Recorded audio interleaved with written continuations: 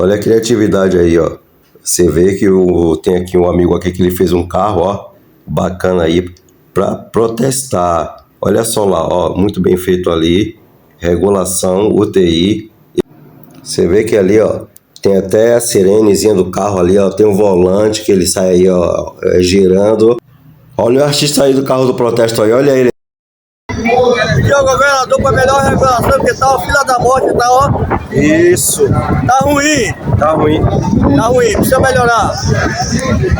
É isso aí, tá vendo aí? Olha só, o cidadão faz um carro aqui para sair pela rua de Salvador protestando. Indignado. Tá ruim. Tá muita gente morrendo na fila da regulação. Precisa melhorar, viu?